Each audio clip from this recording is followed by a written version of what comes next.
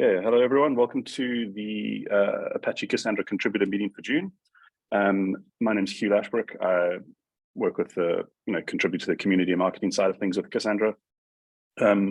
These contributor meetings are really a time to hear in more technical detail about a lot of the work being done on Cassandra itself, and a lot of the CEPs or Cassandra enhancement proposals. Today we're going to be hearing from Jonathan Ellis, who spoke at last week's town hall as well. He's going to be speaking a bit more about vector search and how that work's all going in CEP 30, which I'm sure he'll talk a lot more about now. So I'm going to hand over to him, let him kick off. This meeting is being recorded and it'll be up on YouTube afterwards, and it'll be linked from the Confluence page.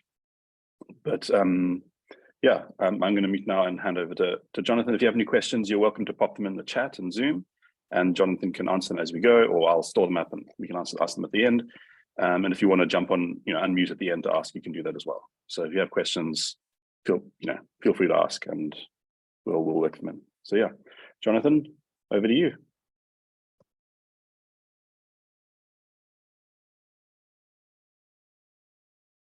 I think you're muted.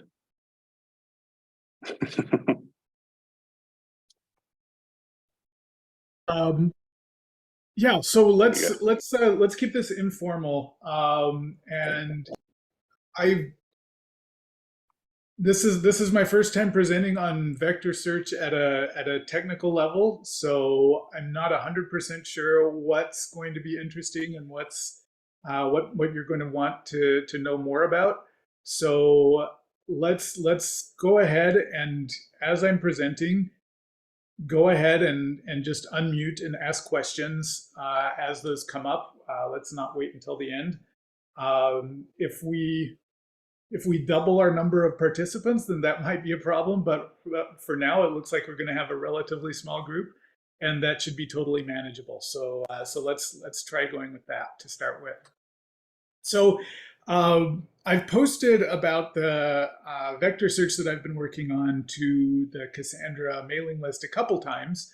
And as part of that, or as part of the fallout from that, we now have a vector data type committed to trunk. But the vector search itself is living in various branches. So my goal is to get that upstreamed in time for 5.0. So I have just a little bit over 4 weeks to do that.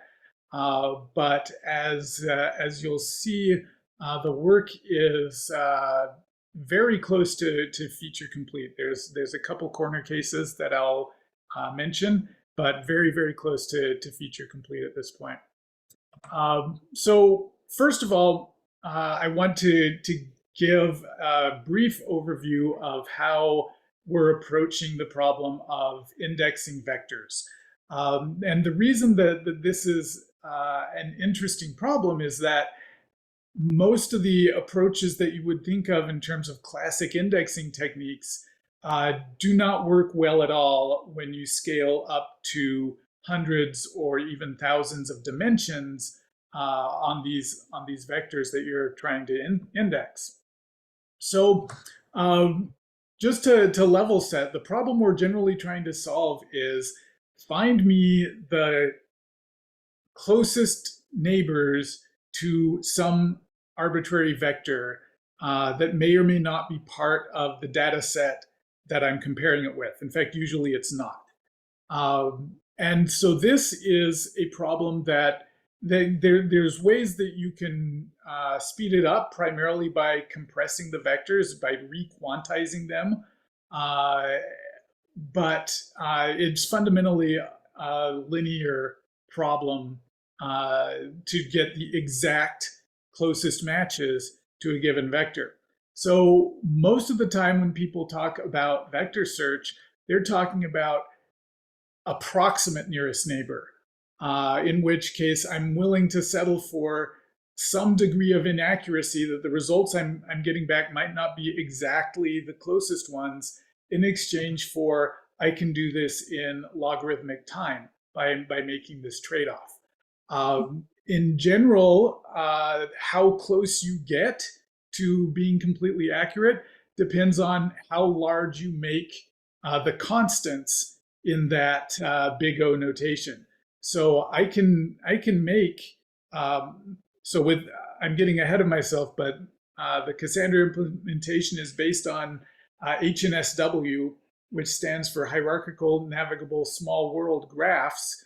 And with that, you can go from anywhere from 80% recall, which means that, roughly speaking, you can intuitively think of that as meaning 80% of the closest matches were in my result set.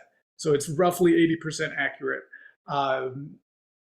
You can go from 80% to 99%, depending on how you construct the graph, how much memory you're willing to use, how much time you're willing to spend searching for the right neighbors as you're constructing the graph. So this is an area of very active research in the last decade and continuing today. What I'm showing you here is a graph from Facebook's FICE library, which stands for Facebook's AI Library for Similarity Search. And there's about a dozen options graphed on this chart. And that's just some of the options that you can do with FICE. In fact, FICE is designed to be composable. So you can do an inverted Voronoi index that's on top of an HNSW index, for instance. However, most of those options do not meet requirements that make them a good fit for Cassandra. So in Cassandra, we want to be able to offer reasonable performance from disk, and that rules out a lot, maybe almost all of the FICE options right away because they're designed for only being served from memory. We want something that's incrementally buildable and queryable. So if I've added 2 vectors to my index, I should be able to ask, what is the closest vector to this new query? And I want to be able to do that concurrently as I'm continuing to add new vectors to my index. And then finally, this rules out a bunch of options as well. We can't require knowing the data set in advance because we're a database. People can insert arbitrary vectors. We don't know what they are in advance.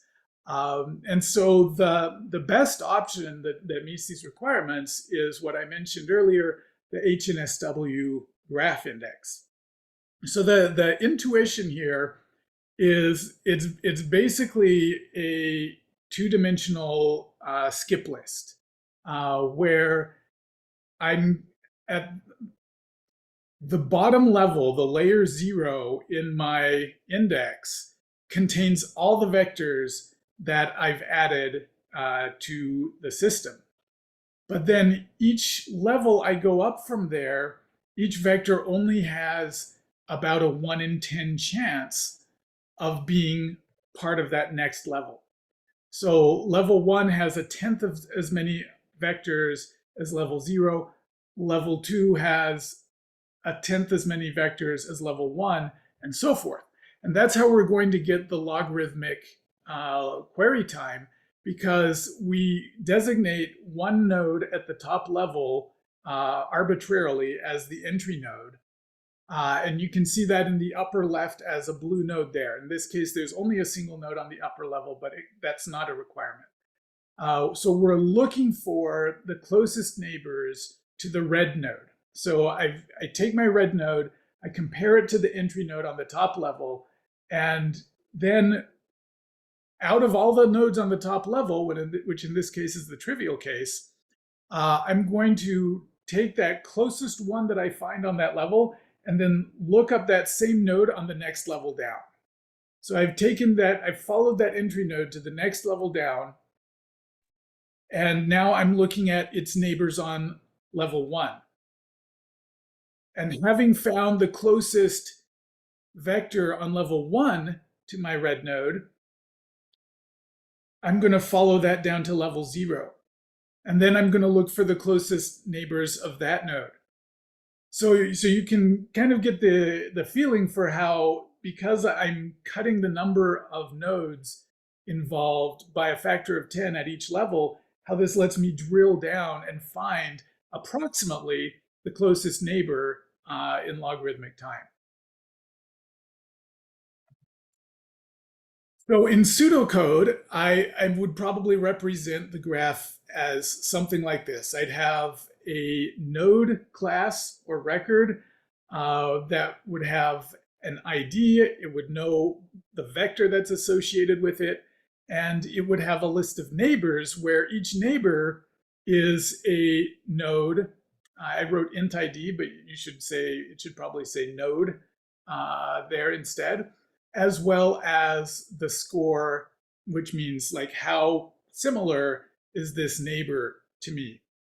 And then I'll have a representation of the levels where, because I need to drill down from one level to another, I'm going to be able to look up these nodes by their integer IDs, and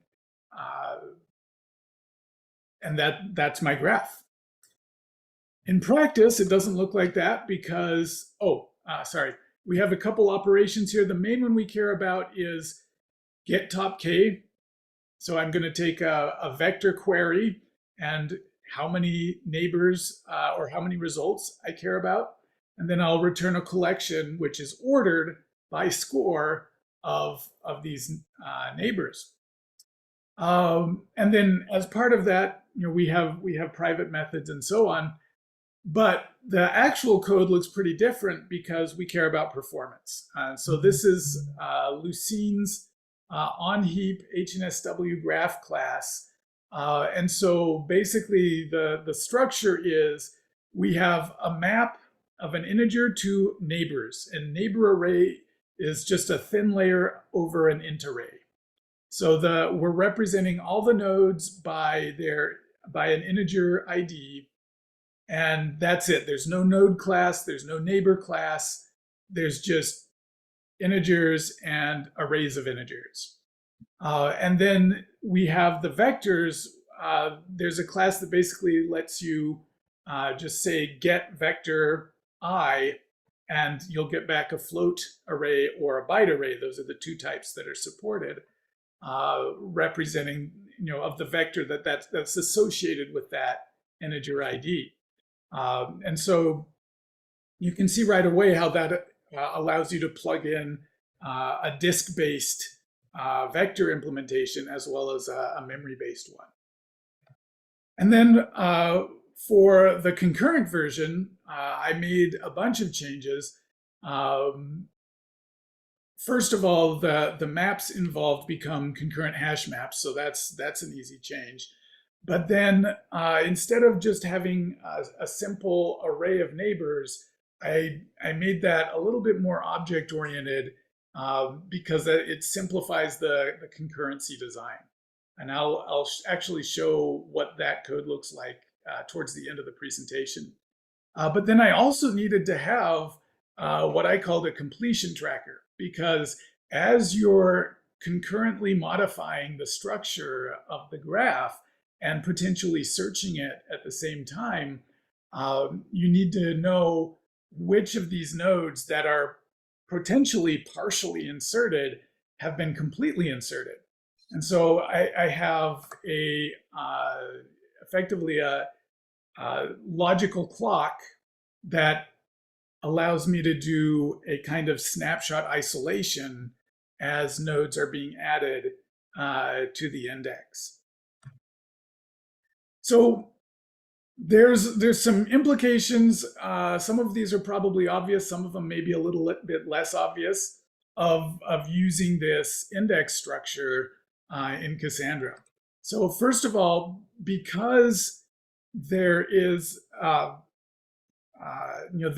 we're using ints to track the IDs of the index nodes, we need to have some kind of mapping of Cassandra rows to integer ordinals.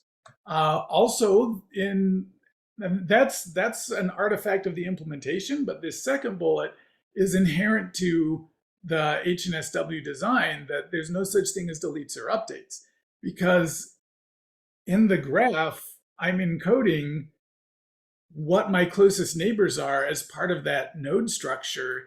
And so if I say, never mind, that node has a different vector, that doesn't work. Like everything that references that node is invalidated. And you can go from the node that you moved to what its neighbors are, but you can't go the other direction because we're keeping just a subset of the neighbors. We're not keeping an exhaustive list of every node in the graph sorted by their proximity. We cut it off to keep the memory size reasonable. So you would have to do a linear scan of the entire index if you were going to try to move a node to another location. And so the approach we take is if you change, if in Cassandra, if I update the row that was associated with that index node, I leave the old node where it was with its existing vector, but I insert a new node with the new vector that's associated with the newly updated row.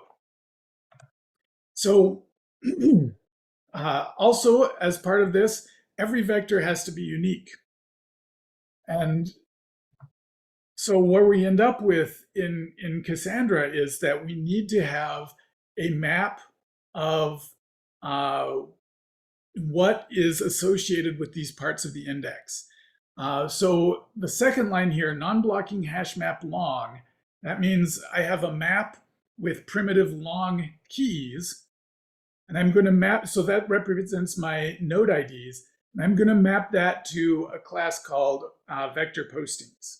And postings, if you haven't heard the term, that's a term from the search world. And all that means is rows or documents that have a given value that have a given value that we're indexing. And so this is saying for a given node ID, what Cassandra rows have the vector associated with that node ID. And then the top line here, the map of vectors to postings, that lets us also, given a vector, what rows are associated with it. Because what we're going to get back from querying the graph index is we're going to get a list of node IDs and the vectors associated with those node IDs. So we need to turn those back into Cassandra rows to give back a response to the user. So this allows us to update rows. It allows us to have multiple rows that have the same vector associated with them. So we can handle all of those corner cases. And the goal is to support those, but not optimize for those. And so there's a bunch of choices in the code as you explore it, where you're like, wow, like that looks like that's going to be slow when it has to handle tombstones. It's like, yes, it will be. Like there's in most of those cases, there's no way to make it fast for the general case that includes tombstones. So our choices are make it slow for everything, or let it be slow for tombstones, but make it fast when we can, when we know that there aren't any. So here's what the vector postings class looks like. Basically, about what you'd expect. So it's got the ordinal int and then a list of rows. And so the reason why this is a generic class is that in the mem table, a row is represented by a primary key object that includes its partition token. But in the SS table, since we know what all the rows are and we know what order they occur in, and if it's associated with an SS table, then the postings are just going to be integers. And that's actually on a per segment basis, but we'll just talk about SS tables here. So when I execute the query against an HNSW index, we support kind of the three major classes of queries that you'd be interested in. So the first one is just like do a global search for this vector represented by the question mark bind variable. And so, of course, this is going to do a scatter gather across the entire cluster. It's not going to scale as you add nodes. So you're going to have a ceiling on how many of these you can do per second. But if you have a small data set or a low volume of queries, that's still a very useful operation to support. Bullet number 2, this is the classic let me scale with Cassandra query that I have a partition ID that I'm including in the where clause. And so now it knows, okay, I only have to limit my search to this set of replicas, and now I can scale as I add nodes to the cluster. And then the third one is that often you don't just want to to search for the closest vector among all of your population, but you want to constrain that search as well. And so if you have SAI indexes on other columns, you can compose those arbitrarily with the ANN search, including nested Boolean support. So I want to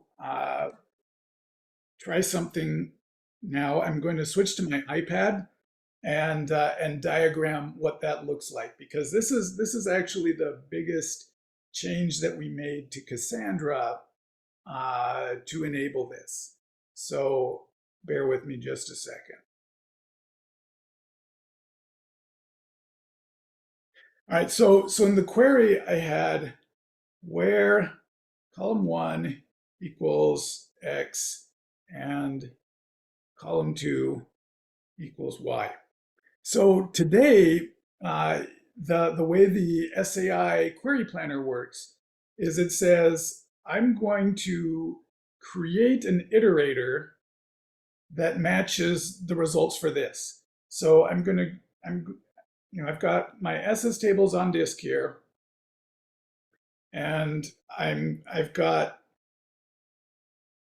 my attached index here for column 1, and I've got my attached index here for column 2. So when I do this, I'm going to check column 1 index for each of these SS tables, and I'm creating an iterator because each of these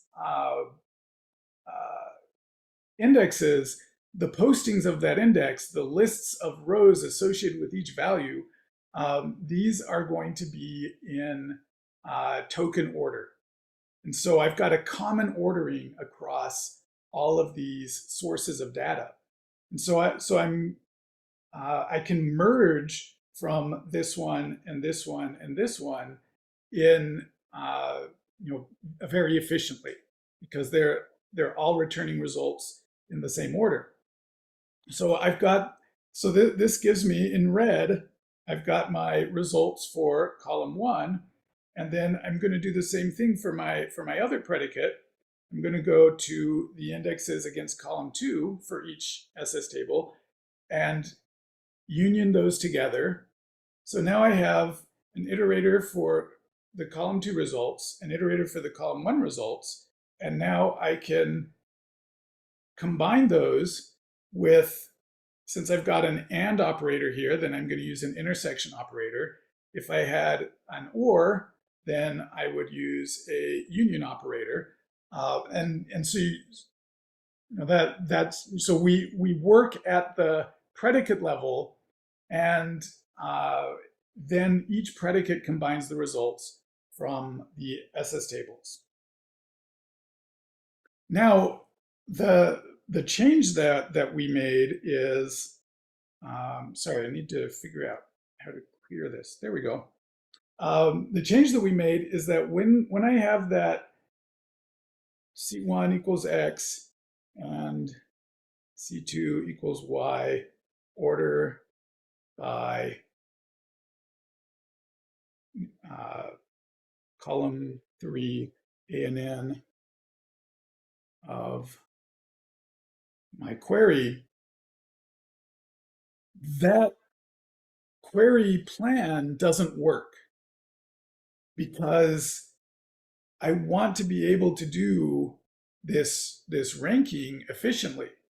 My only option in that previous world of I'm doing one predicate and then another predicate and then combining them, my only option there is to brute force the results from combining those predicates.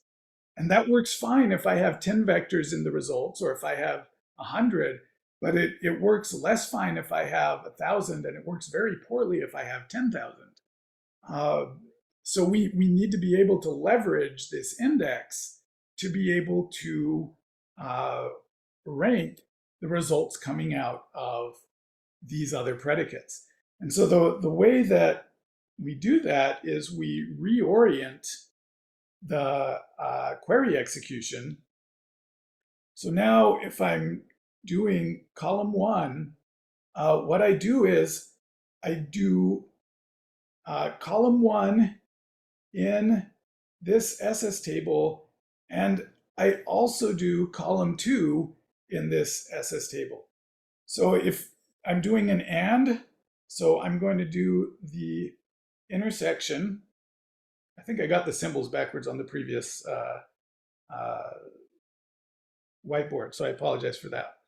So I'm going to do an intersection within this SS table.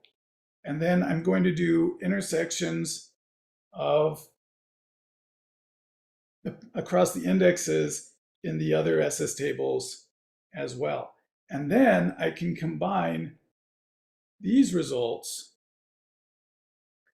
Sorry, I skipped a step. We can, I'll use yellow. So yellow is our nearest neighbor. We can rank these results using our index because these are all still from the same set of data, from the same SS table. So I'm going to do the intersection, and then I'm going to give that intersection to the HNS-W index to get my ordering. And then once I have each of those, I can combine those results. And those I'm going to have to re-rank because I don't have, I've left my realm where I have an index across all of these pieces of data. But that's okay because I'm asking for, limit, I'll call it L, or we'll call it K to stick with the top K. I'm asking for limit K. So at each of these stages, for each of these SS tables, I can apply the limit K. And now when I have to do a brute force merge across the different SS tables, that's okay because I've already narrowed it down substantially.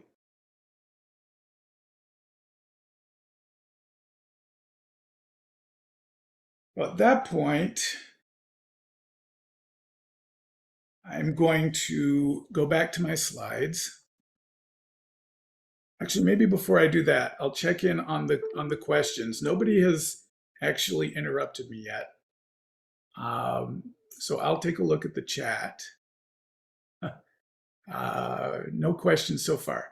All right, so I can bring up the whiteboard again later if we have to, but I'm going to move on with the presentation.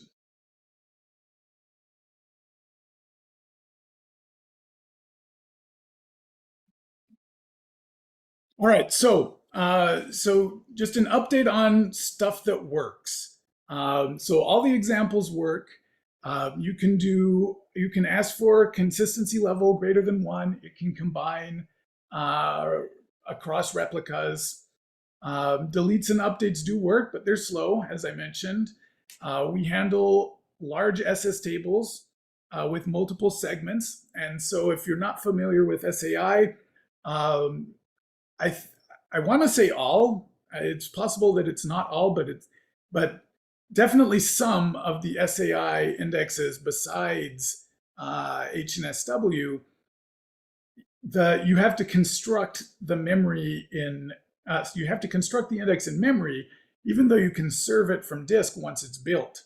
And so, if you have compaction generating multiple terabyte SS tables, and you want to be able to index that, like you can't index all of that data at once. And so SAI introduced this concept of index segments where I'll index part of the token range of that SS table as my first segment, and I track how much memory I'm using as I'm building it. And when I hit my memory ceiling that I'm allowed to use, I write that to disk and I start a new segment for indexing that next token range. We return results in similarity order, which means that when you say order by this query vector and its similarity results, you get those results back in the order that you asked for. Whereas Cassandra natively wants to push everything into being ordered by token. So that was a change we had to make at the coordinator level as well as the replica level. And this work is never done, but it's reasonably well optimized. I've got half a dozen ideas of ways we can improve it, but I think you could put this code in front of an expert and they wouldn't say like, "What the hell were you smoking?" So I think we hit that bar of quality. Stuff that doesn't work, read repair doesn't work, paging doesn't work. I didn't have a bullet for paging. That doesn't work either. And order by with no index values present doesn't work, which means this is something that I think we can fix with a relatively small amount of effort.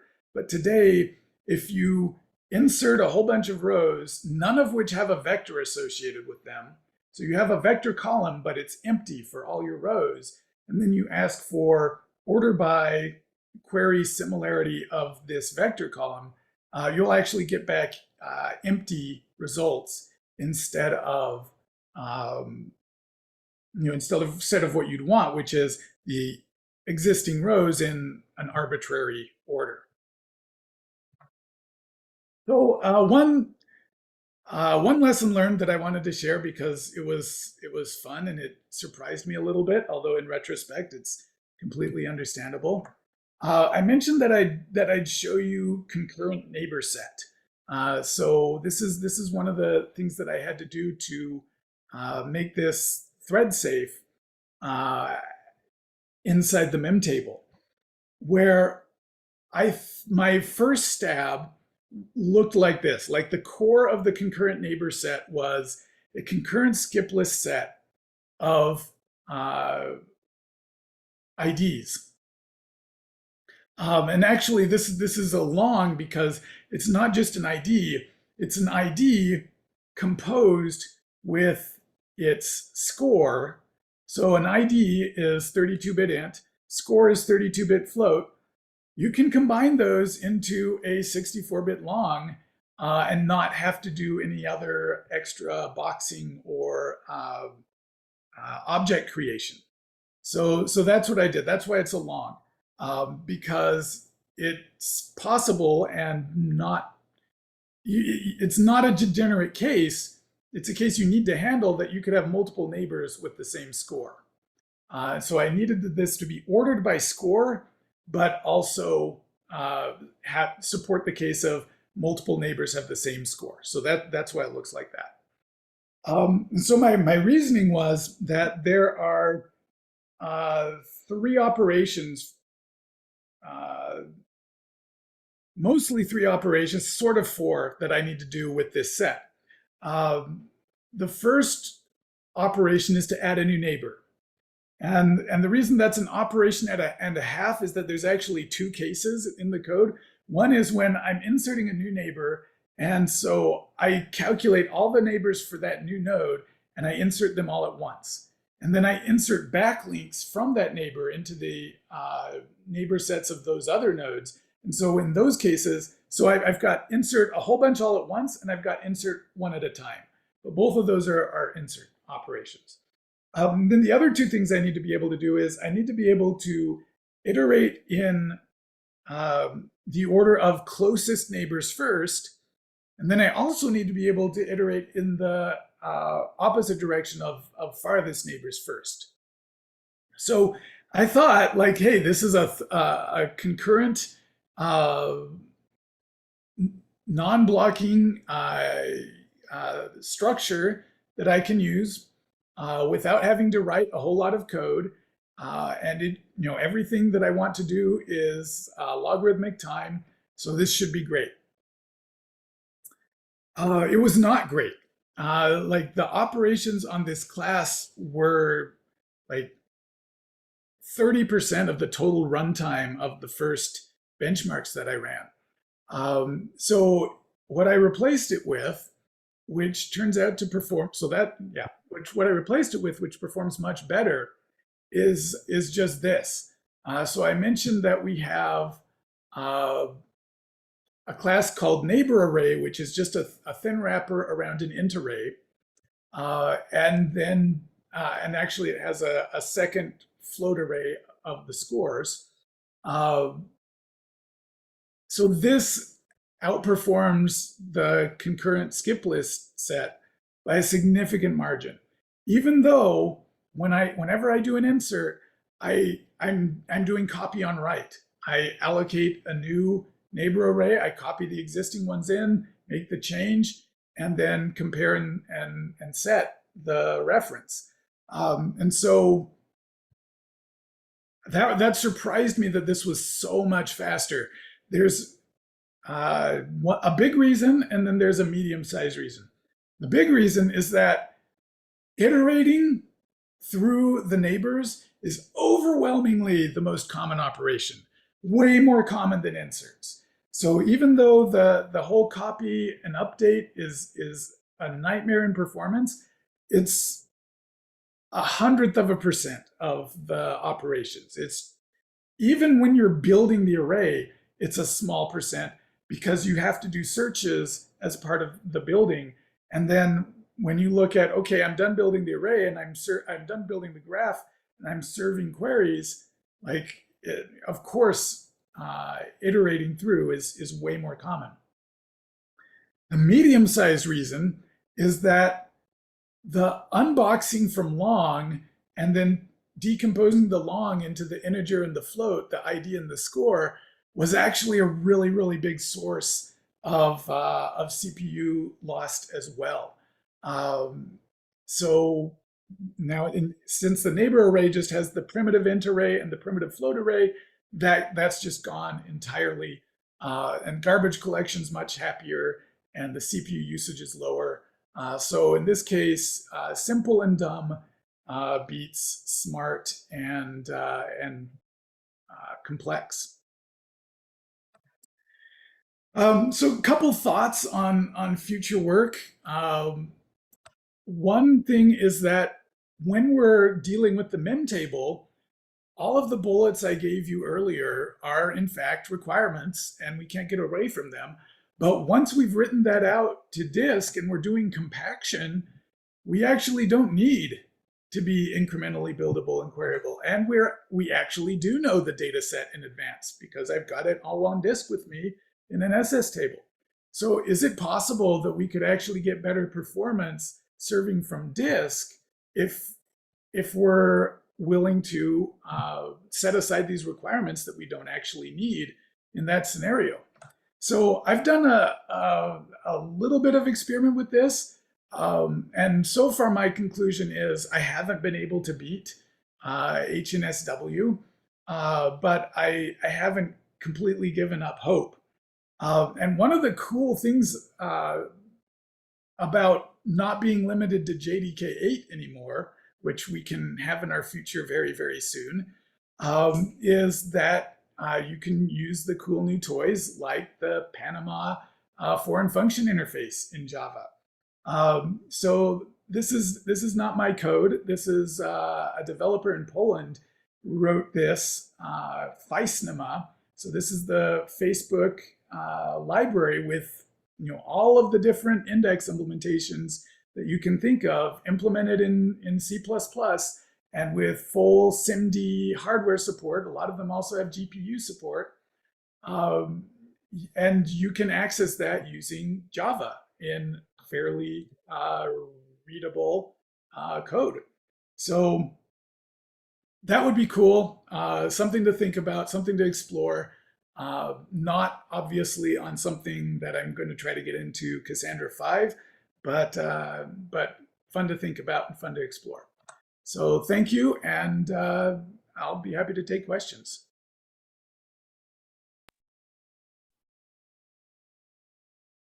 Cool. Thanks, Jonathan. That was fascinating. That was really, really cool. And I'm glad the whiteboarding worked. Yeah, if anyone's got any questions, you can pop them in the chat, or you can unmute and ask now as well if you want. Either way. I think you had already answered the question about global ordering. I think you're reasonably efficient with global ordering right now. It's what you said on that other slide. Is that right? Yes. Okay, that's what I posted that right as you were about to start that. So, but I mean, there's some optimizations that probably can be added to that, but it's reasonably well optimized right now. So I'm gonna filter a question I've heard many times in the past few weeks, and using vector without a partition key, is that even a good idea? And I want to hear your answer. Sure. And Hugh, if you can cancel my screen sharing while I'm talking, I'd appreciate that. I'll try. Yeah. I mean, this isn't a new question, right? Like we've had the same question for 13 years, except for the vector piece. So is it a good idea to query Cassandra without a partition key? I mean, I still think it is. Like, I wouldn't be writing this code if I didn't think it had its place.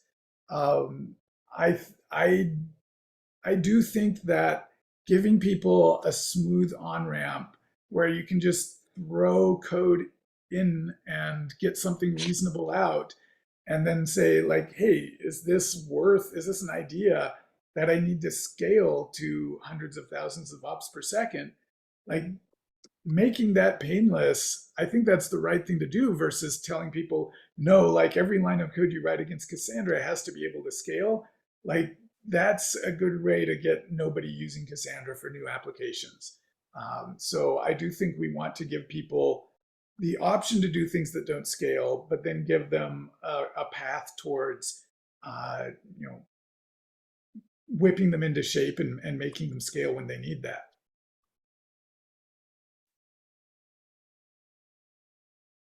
Yeah, it's a classic problem, but I feel like what we need to do as a community is understand what those limits are, but you've already mentioned that, like ordering, things like that there's still a lot of work in progress stuff happening until we get there. And it seems you and I have had this conversation in various places, like you're not completely convinced that Lucene etching SW is the way. So I just feel like the story's going to keep getting written, but it's SAI that's really the consideration we have to think about, right? I mean, do you see a place where vector separates away from SAI?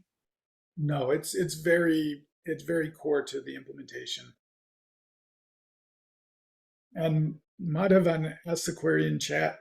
That's a good segue to his question, because it's really about SAI. He says, what happens if there's a failure when computing the indexes in memory prior to writing to disk? So the index build, as you're inserting or updating data, is a synchronous part of the update path. So as soon as your query returns, or your request returns and says, I'm done, Cassandra guarantees that your row is not only in the mem table, but it's also in the mem table's index. And so if the node dies at that point, and the mem table's gone and it didn't make it to disk, then that data gets replayed from the commit log. And so it's going to go through that same path again. It's going to be inserted into the mem table. It's going to be inserted into the mem table index, and then ultimately it is going to get flushed to disk. So there's no such thing as partially indexed mem table or partially indexed. I want to say there's no such thing as a partially indexed SS table either. I'm less confident about that, but I believe that what happens is that if you have a bunch of SS tables that don't have indexes because you inserted the rows first, and then later on you said, hey, I want an index on this column, then it's going to go and compute those indexes for those SS tables in the background, and then they get made available. And yes, now that I think about it, yes, I am confident about this. Those get made available as units. Like you don't see partially built indexes associated with those SS tables.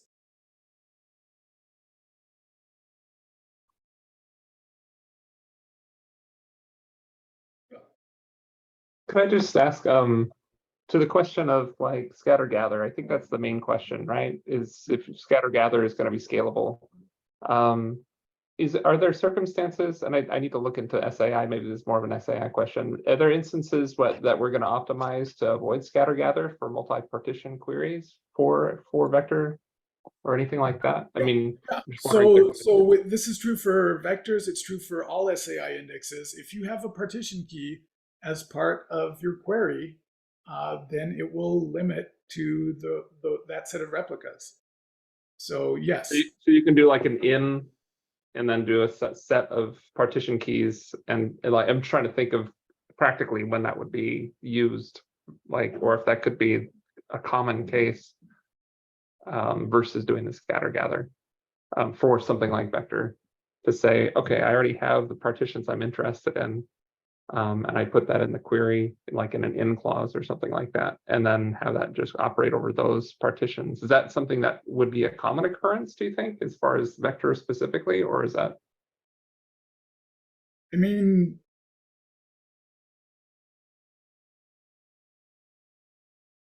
I don't think that's a common occurrence. I think one partition key or 0 partition keys is more common, but I could be wrong. And like the industry collectively has only just started writing applications with this. So it's entirely possible that people will come up with use cases where they need that. But I'm 90% sure that SAI supports in with a bunch of partition keys today. And I'm 100% sure that if it doesn't, then we could add it with relatively low effort.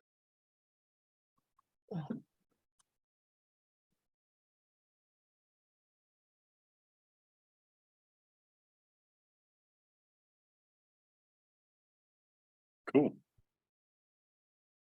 Thanks, Jonathan. Absolutely.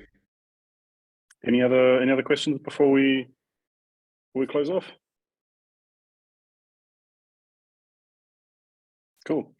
As always, if you've got questions, you can always ask in Slack or anywhere you like, and we can chat about stuff some more. Just a follow up there from Jeremy in the chat. But yeah, cool. Thanks so much, everyone. Thanks for joining. The next contributor meeting will be in about a month's time. It's on the last Thursday. Sorry, not Thursday. Tuesday of every month. So that'll be coming up. What date is that? That makes it the 29th of the 25th of July. Caleb Ratcliffe is going to be talking about CEP 15, general purpose transactions. So yeah, come along to that. And this meeting will be recorded and linked on the Confluence page for contributor meetings once it's uploaded and everything. So you can always rewatch it or share it around and stuff as well. So yeah, that's it. Thanks everyone for joining, and thank you so much, Jonathan. That was fantastic. Thanks. I'll see you guys next time. Bye everyone.